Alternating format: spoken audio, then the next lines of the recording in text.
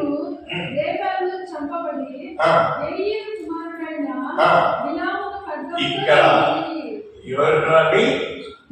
బిలాము ఇంకా ఖడ్గంతో హి was murder. మనం కూర్చో దైవ సేవకుడు ఎలాంటి ఒక దైవ సేవకుడు అంటే ఎవరినైతే అతను ముట్టేవాడో ఆశీర్వదించేవాడో వాళ్ళ ఆశీర్వాదంగా మారే వాళ్ళు, ఎవరినైతే ఆయన శపిస్తాడో వాళ్ళు శాపంగా మారే అంత పెద్ద దైవ సేవకుడిని హి వాజ్ మర్డర్. ఎందుకంటే దేవుడు వినేవాడుగా ఉంటున్నాడు కానీ అనుసరించేవాడుగా లేడు. దేవుడు చెప్పాడు వాళ్ళతో వెళ్ళవాకు, వెళ్ళాడు. నేను వెళ్ళినాను, నేను చెప్పిన మాటలు నువ్వు చేయాలి. ఆయన వెళ్ళలేదు. కన్ను కప్పెట్టుకుని మూతవన్నాయి. లోక ఆశలతో, ఓదలతో, ఒక ధన సంపదతో ఆయన ఒక మైండ్ అంతా బ్లాక్ అయినప్పుడు ఆయన ఎంత ఘోరమైన ఒక మరణాన్ని మరణించుంటున్నాడో చూడండి. దేవుడు పదే పదే మనకు అవకాశం ఇస్తా ఉంటున్నాడు. ఒక సహవాసంగా మనం చేరుంటున్నాము.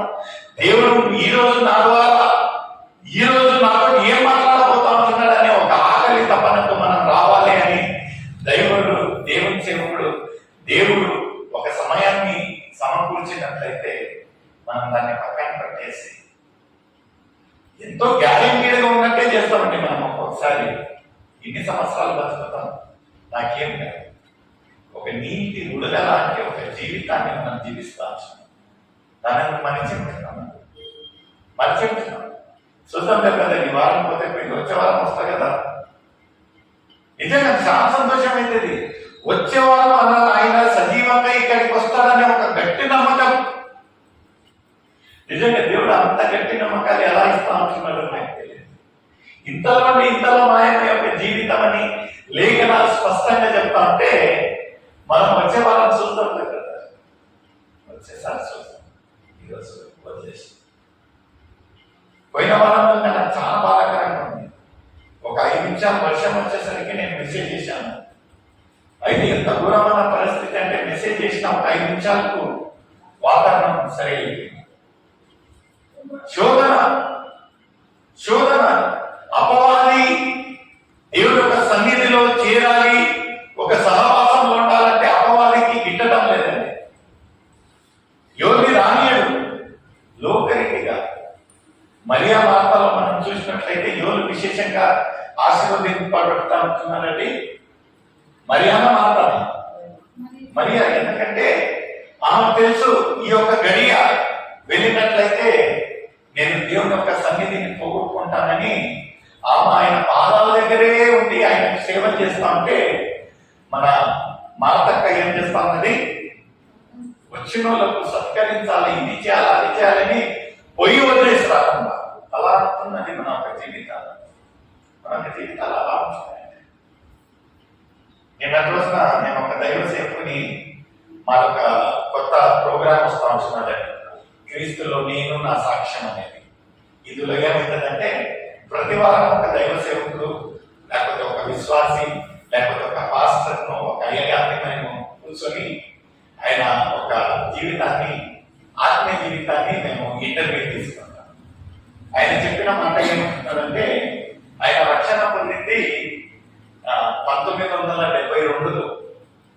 1972లో ఒక దైవ సేవకుడి ద్వారా ఆయన రక్షణ పొందిందంట.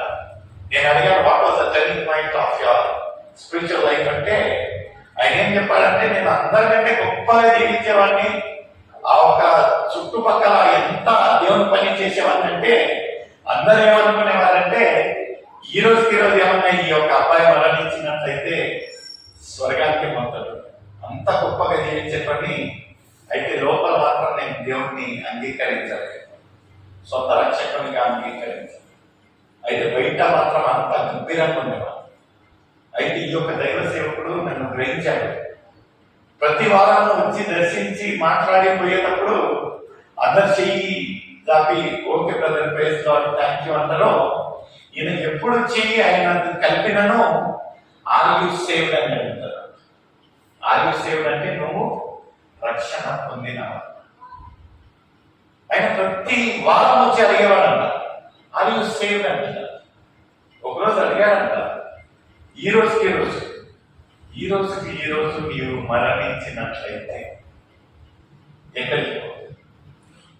ఎక్కడికి పోతావండి? ఎక్కడికి పోతావు? ఈ రోజు మనం మరణించినట్లయితే ఎక్కడికి పోతావు అని అడిగినప్పుడు పదాలేళ్ళ ఆ ఒక్క సేవకునికి కదిలింపు. రాత్రంతా ఆలోచన చేసి ఆయన మార్గం పొంది 16 సంవత్సరంలోనే ఆయన దేవుణ్ణి నమ్ముకొని ఆయన చెప్పిన మాట ఏంటంటే 16 సంవత్సరాల నుంచి యవన ప్రయాణంలో వచ్చిన తర్వాత నేను ఎప్పుడు ఎవరికి పని చేయలేదు కదా, నేను దేవునిలోనే ఉన్నా. ఎలాంటి ఒక పరిస్థితి వచ్చినా ఆయన ఒక సాక్ష్యం చెప్పాడు, నాకు చాలా వింతగా అనిపించింది. ఒకరోజు అతను హరియాకి వెళ్ళాడంట.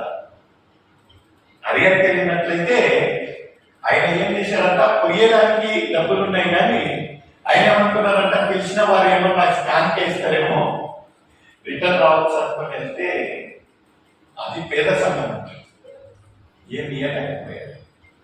అతను ఏం చేయాలి అని ఒట్టి చేతులతో బస్ స్టాండ్కి వెళ్తా అంటే కరెక్ట్ ఇది వింటే ఒక డ్రామాగా అనిపిస్తుంది కానీ కరెక్ట్గా టికెట్కు సరిపోయేమైన డబ్బులు అక్కడ రోడ్డు పైన పడింది. ఆయన చెప్పిన సాక్షి ఎక్కడికి వెళ్ళినాను ఏదో ఒక రీతిగా దేవుడు సాయం చేస్తా ఉన్నాడు. అతను బిఈ క్యాండిడేట్. నేను ఎప్పుడు పక్కన వాళ్ళు అంత పచ్చగా అంతగా ఎదుగుతా ఉన్నాను నేను ఎప్పుడు అనుకోలేదు. ఈ రోజు వరకు దేవుడు ఆయన డేట్ ఆఫ్ బర్త్ వచ్చేసి 1956. ఈ రోజుతో సహా దేవుడు ఆయన తలగా ఉంచుతా ఉంటున్నాడు కానీ హల్లెలూయా. ఇవన్నీ తాత్కాలికంగా అండి. మనం సంపాదన, మన హోదాలు, మన ఒక డబ్బు అంతా తాత్కాలికంగా. దేవుడు అక్కడ ఉంటున్నాయి మనకు ఆ ఒక బహుమానం, జీవ కిరీటాలు అక్కడ ఉంటున్నాయి. వాటి గురించి ప్రయాసం వదిలేసి మనం దేవుడిని పక్కన పెట్టేసి ఒక లోకరీతిగా లాగుతా ఉంటున్నామంటే చాలా బాధ. ఆఖరికి ఒక మాట మాట్లాడి మనం ముగించుకుంటామని ఎఫెసీయులకు రాసిన పత్రిక 5వ అధ్యాయము 1వ వచనం. ఎఫెసీయులకు రాసిన పత్రిక 5వ అధ్యాయము 1వ వచనం.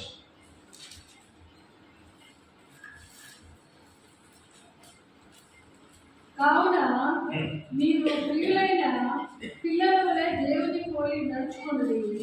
క్రీస్తు మిమ్మల్ని ప్రేమించి పరిమళ సువాసనగా ఉండుటకు మన కొరకు తను తాను దేవుని అర్పణగాను బలిగాను అప్పగించుకొని అలాగనే ఎవరి గురించి అప్పగించారంటే మన కొరకే, మన యొక్క పాపాల నిమిత్తం.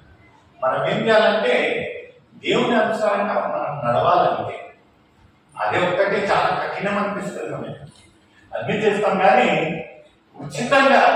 ఉచితంగా పొందే ఒక రక్షణాన్ని మనం పొందాలి. ఏమన్నా డబ్బులు పెట్టి చేయాలనుకోండి ట్రీట్మెంట్, బాకీలు లోన్లు రాసి సంపదనంతా యావన్న పెట్టి మన జీవితాలను కాపాడుకుంటాం కానీ ఉచితంగా ఇచ్చే ఒక రక్షణ మనము కాలదనుకుంటాం. మన కృపకాలంలో ఉంటున్నాం కనుక దేవుడు పదే మరొకసారి అవకాశం ఇస్తా ఉంటున్నారు. ఎలా ఉంటున్నారు మనందరం చూసుకున్నాం. ఇంకా దేవుడికి మనం దూరంగా ఉన్నట్లయితే, ఇంకా లోకరీతిగా ఉన్నట్లయితే, ఇంకా దేవునికి ఆశకరంగా ఉన్నట్లయితే, ఇంకా దేవునికి వ్యతిరేకమైన క్రియలు చేస్తా ఉన్నట్లయితే ఇదే అనుకూలమైన సమయం, ఇదే రక్షణ దినాంతం ఉంటున్నది. యథార్థంగా మనం ఒక విరిగి నలిగిన హృదయాలను దేవునికి సమర్పిస్తాం. దేవాన్ని ఒక పాపిని రాదు ప్రభావ మీకు వ్యతిరేకమైన చేసిన క్రియ చేసి ఇచ్చినాం. దయతో మీ యొక్క పరిశుద్ధ రక్తంతో కడిగి నన్ను శుద్ధీకరించండి. నమ్మగలిగిన దేవుడు, ప్రేమను కలిగిన దేవుడు నిన్ను నన్ను క్షమించి ఆయన ఒక బిడ్డగా అంగీకరించడానికి ప్రయత్నించాను. ప్రియమైన సోదరుడు, యథార్థంగా ఎవరికైనా మౌనంగా ఉండకుండా మనలో ఏ ఒక్క దాగు లేదు, ఏ ఒక్క పాపం లేదు అన్నట్లయితే మనల్ని మనం మోసపరుచుకున్నట్టు. ప్రియమైన సోదరుడు, ఇలాంటి ఒక అవకాశం దేవుడు ఎవరికి ఇవ్వట్లేదు. ఇది ఒక ధన్యతగా మనం భావించి మనం ఒక విరిగి నలిగిన హృదయాలను దేవుడికి సమర్పిస్తాం. యేసురాజను బరువా ఆసక్యదూతారుడని, యేసురాజను బరువా ఆసక్యదూతారుడని,